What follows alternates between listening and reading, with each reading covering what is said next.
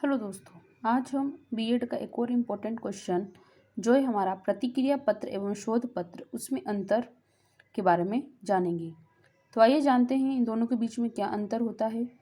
और जो शोध पत्र होता है, प्रतिक्रिया पत्र को हम रिस्पॉन्स पेपर एंड शोध पत्र को रिसर्च पेपर कहते हैं। जैसा कि नाम से ही पता चल रहा है रिस्पॉन्स। तो आइए देखते हैं सबसे पहले हम इसकी डेफिनेशन। रिस्पॉन्स यानी कि किसी भी लेख का या फिर किसी भी, जैसे आप कोई मूवी देखते हो और आपसे बोला गया कि आप इसके ऊपर अपनी रिस्पॉन्स दीजिए, तो आप क्या करते हैं, आप जो भी देखे हुए अपनी आंखों से उसके ऊपर क्या करते हैं, रिस्पॉन्स देते हैं।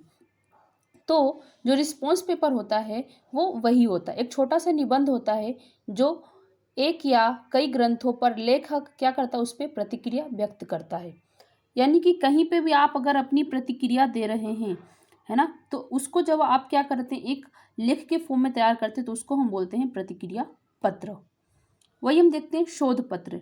अब ये जो है रिसर्च पेपर यानी कि आपने देखा कि आप किसी फील्ड में शोध चल रहा है, उस शोध में जो भी कंक्लूजन निकला, उस कंक्लूजन का जब अपन अध्ययन करते हैं, जब हम उसके बारे में स्टडी करते हैं, तो वो किस में आता है, रिसर्च पेपर में आता है। ठीक है, अब हम देखते हैं इसके गुण के बारे में। जो प्रतिक्रिया पत्र होता है, ये इसका गुण क्या होता है। जो प्रतिक्रिया पत्र होता है वो गुणात्मक होते हैं। गुणात्मक क्या होता है, क्वालिटी होता है ना, गुण होता है। वही यदि हम शोध पत्र बोले तो शोध पत्र जो होता है गुणात्मक एवं मात्रात्मक दोनों होते हैं। यानी कि इसके अंदर क्वालिटी भी होती है। ठीक है, तो शोध पत्र जो होते हैं गुणात्मक एवं मात्रात्मक दोनों हो सकते हैं। नेक्स्ट हम देखते हैं अंतर का जो आधार है वो है आधारित, कि जो प्रतिक्रिया पत्र किस पे आधारित है।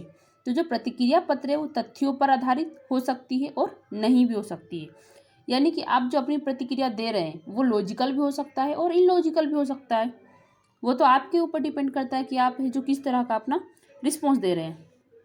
ठीक है, सेम एज हम देखते हैं कि जो शोध पत्र होता है, वो तथ्यों पर आधारित होता है। जो शोध होता है, रिसर्च होता है, वो क्या होता है, लॉजिकल वे में होता है। इसलिए बोला गया है कि वो तथ्यों पर यानी फैक्ट पे आधारित होता है। ठीक है, नेक्स्ट हम देखते हैं जो अंतर का आधार है वो है निष्ठ। यानी कि जो प्रतिक्रिया पत्र है वह व्यक्तिनिष्ठ होते हैं। व्यक्तिनिष्ठ बोले तो सब्जेक्टिव, यानी कि इसमें जो लेखक है उसकी क्या सोच है, उसकी क्या थिंकिंग है, इसके अंदर इंक्लूड होती है। ठीक है, लेकिन वही जो रिस्पॉन्स पेपर है, जो शोध पत्र है, ये वस्तुनिष्ठ होती है। यानी कि ये क्या होता है, व्यक्तिनिष्ठ नहीं होकर वस्तुनिष्ठ होता है। यानी कि जो वो शोध में उसने ऑब्जर्व किया वही वो उसमें लिखेगा, उसमें अपनी प्रतिक्रिया वो नहीं डाल सकता। ये होता है शोध पत्र। नेक्स्ट क्या है हमारा साहित्य। प्रतिक्रिया पत्र में संबंधित साहित्य की समीक्षा नहीं होती है। ठीक है, वही शोध पत्र में क्या होता है, संबंधित साहित्य की समीक्षा सम्मिलित होती है। यानी कि किसी ने, आपने जैसे कोई मूवी देखी, उसके ऊपर आपने अगर प्रतिक्रिया दिया, तो सेम एज दूसरा जो है वही मूवी देख के आपकी कॉपी नहीं करेगा, है ना। लेकिन शोध पत्र में क्या होता है, अगर कोई प्रॉब्लम है और उसको शोध किया गया है, तो अगला जो साइंटिस्ट है या फिर अगला जो उस प्रॉब्लम से जूझ रहा है वो क्या करेगा, उस वाले शोध को देखेगा। क्यों, क्योंकि वो लॉजिकल चीज़ें है ना।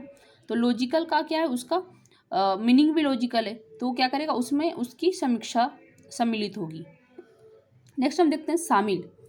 जो शोध पत्र है उसमें संदर्भ सूची और ग्रंथ सूची शामिल नहीं होती है। ठीक है, शोध पत्र में किसको शामिल नहीं करते, संदर्भ सूची को और ग्रंथ सूची को। संदर्भ सूची क्या होता है, संदर्भ सूची वो होता है जब आप किसी भी रिसोर्स से क्या करते हैं, रिस्पॉन्स लेते हैं। तो आप अपना रिस्पॉन्स दे रहे हैं, इसमें आप किसी और, आपको किसी भी रेफरेंस की जरूरत नहीं है। इसीलिए इसमें क्या होता है, ग्रंथ सूची और संदर्भ सूची शामिल नहीं होता है। ठीक है, वही हम शोध पत्र की बात करते हैं, तो शोध पत्र में संदर्भ सूची और ग्रंथ सूची शामिल होता है। क्योंकि इसमें हम क्या देखते हैं, जो पुराने रिसर्च पेपर होते हैं उस समस्या से रिलेटेड, उसको हम क्या करते हैं, उसके हम रेफरेंस लेते हैं, ताकि हम एक आइडिया मिले, है ना, कि इसमें आखिर क्या करना है। नेक्स्ट हम देखते हैं परिकल्पनाएं, है ना, यानी कि हाइपोथेसिस। प्रतिक्रिया पत्र में उद्देश्य और परिकल्पनाएं नहीं होती है। जो प्रतिक्रिया पत्र होती है इसमें कोई भी एम नहीं होता है, इसमें केवल आपका एक ओवरव्यू जानने का उद्देश्य रहता है ना। तो इसमें कोई हाइपोथेसिस भी नहीं होती है।